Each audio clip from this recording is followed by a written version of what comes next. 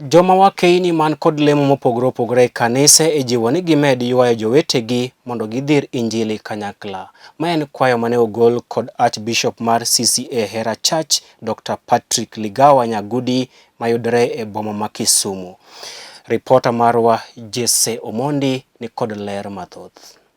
Ka oloso e kinde nyasi mar sidho Cca Hellen Otieno kaka Jalup Bishop mar kanisa no, mabende Miyo Mokuongo e lemo makamano.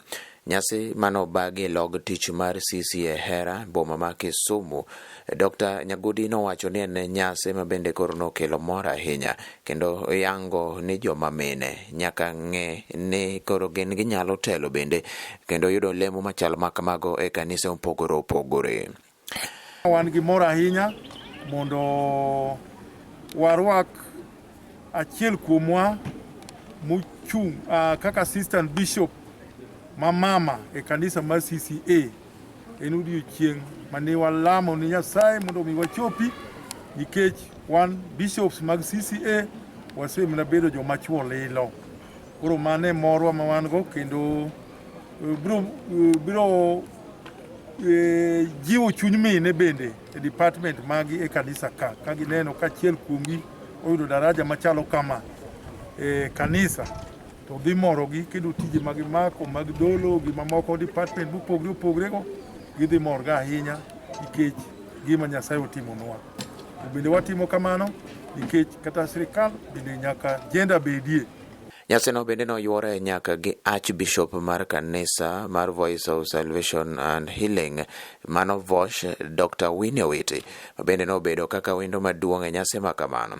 Dr Winnie nokwayo kanisa no ni kik welo makamano emobed mogik to gi tim mamoko kendo e kinde mabiro.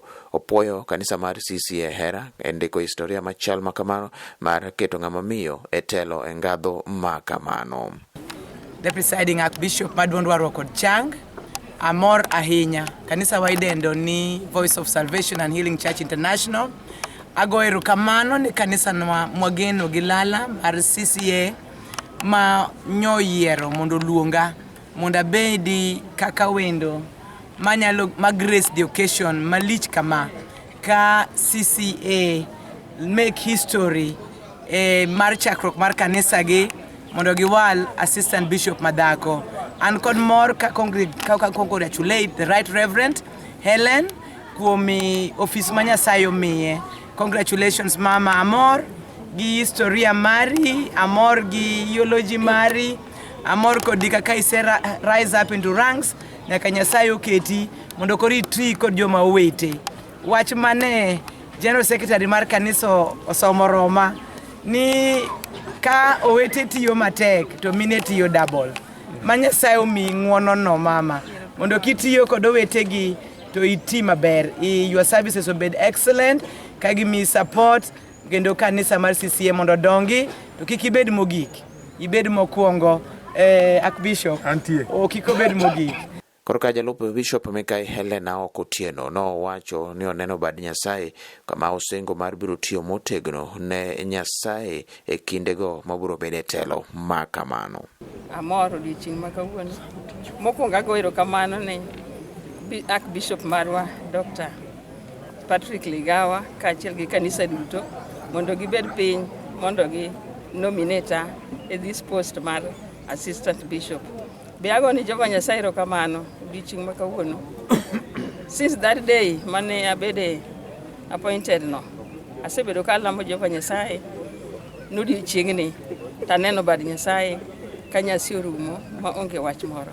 Amor kendo anyalo wacho ni Nyasaye mating'o ji malo ang'eno biro tiyo koda kuom ng'wono mare. Bende ago erokamano ne our guest speaker Dr Winnie kuom yie mondo obed guest speaker odiochieng' ma kawuono ok yot ga. Ne Lolwe TV nyinga Jesse Omondi.